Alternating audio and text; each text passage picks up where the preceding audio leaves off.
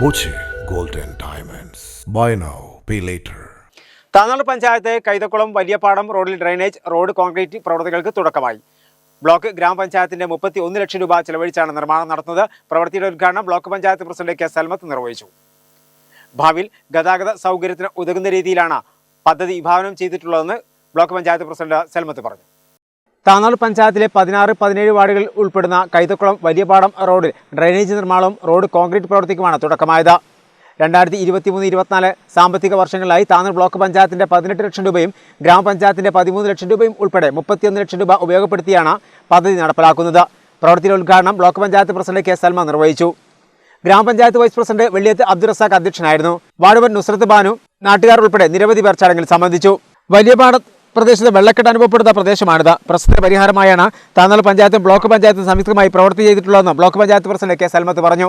Tanalur ഗ്രാമപഞ്ചായത്തും block പഞ്ചായത്തും കൂടെ സംയുക്തമായി 2 ഘട്ടങ്ങളിലായി 31 ലക്ഷം രൂപ കൈതക്കുളം ഡ്രെയിനേജ് മുതൽ വലിയപാടം വരെയുള്ള ഭാഗത്ത് ഡ്രെയിനേജും സൈഡ് കോൺക്രീറ്റും കൂടെ ഉള്ള ഒരു പദ്ധതി ആസൂത്രണം ഉദ്ഘാടനത്തിൻ്റെ തറക്കല്ല് ഉദ്ഘാടനമാണ് ഇപ്പോൾ അവിടെ നടന്നിട്ടുള്ളത്.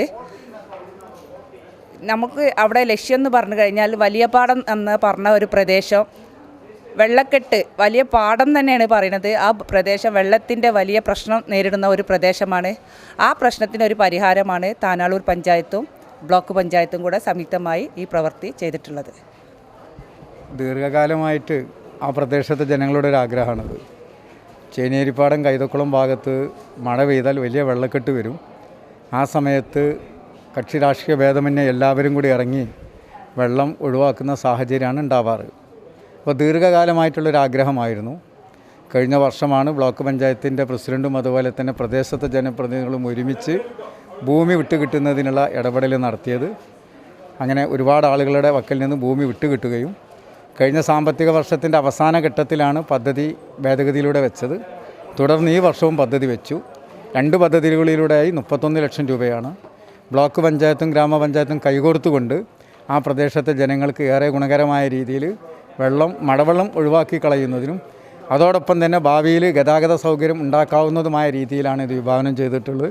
ഇത് വരുന്നതോടുകൂടി താനാളൂർ പഞ്ചായത്തിൻ്റെ 16-17 വാർഡുകളുടെ ഒരു സംഗമ കേന്ദ്രമായിട്ടുള്ള ഈ പ്രദേശത്തെ ഈ പ്രശ്നം പരിഹരിക്കപ്പെടാൻ കഴിയും. തുടർന്നും ബ്ലോക്ക് പഞ്ചായത്തും ഗ്രാമപഞ്ചായത്തും ഇതുപോലെ കൈകോർത്തുകൊണ്ട് അതാത് പ്രദേശങ്ങളിലെ പ്രശ്നങ്ങൾ പരിഹരിക്കുന്നതിന് വേണ്ടി വലിയ ഇടപെടലുകളാണ് നടത്തുക.